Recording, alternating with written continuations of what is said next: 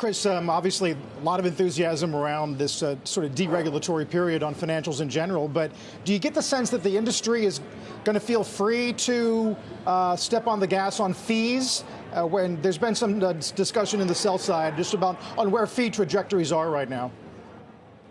Yeah, I actually think that I think it will continue to accelerate. And I do think the regulatory environment will be helpful, not necessarily just around banking, but just the opportunity around, I think, faster turnaround on mergers and merger approvals. I do think I think dereg is a big thing for the economy.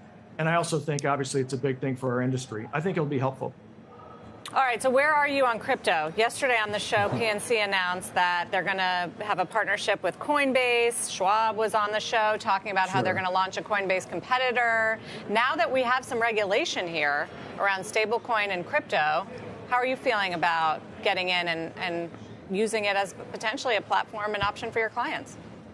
I mean, it's early, but I think it has a lot of promise. And particularly around stablecoin, and obviously the Genius Act was just last week. But when you think about stablecoin, there's really a few things. There's the institutional piece, which will be the equivalent like prime brokerage. That will be dominated by a single handful of international banks, the huge volume, relatively narrow margins. That's not really an opportunity or a challenge for us. The next is as a storer of value. And clearly, to the extent, Sarah, that our clients want it, and they want to hold it in their wallets, we will accommodate that. And so we'll be sure to do that. Then there's the sort of discussion around, is it going to cannibalize deposits at banks?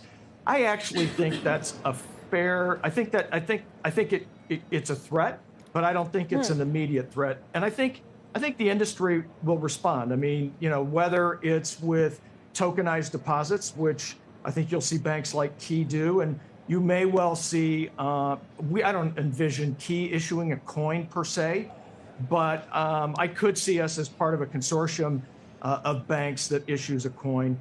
And then I think the two best applications are really international payments. Right now, international payments are sort of this Byzantine approach of, all these correspondent banks. It takes a long time. There's a lot of friction. I think stable coins could be a really good solution for our clients. It could be faster, cheaper, better. And then last is just programmable payments, which every bank needs to do, whether it's escrows or other programmable payments. So I'm actually, particularly on those last two applications, I'm pretty enthusiastic about it. Yeah, it sounds like you're thinking a lot about it and what it looks like in terms of the future of banking. Thank you, Chris. We appreciate it. It's really good to talk to you. Chris Gorman, CEO of KeyCorp. Meantime, Texas Instruments on pace for the worst day in several years, sitting at the bottom of the S&P today. We'll talk about why after the break. Later on, the CEOs of Oklo and Liberty Energy fresh off this new partnership to help address the country's ballooning energy needs. When we come back.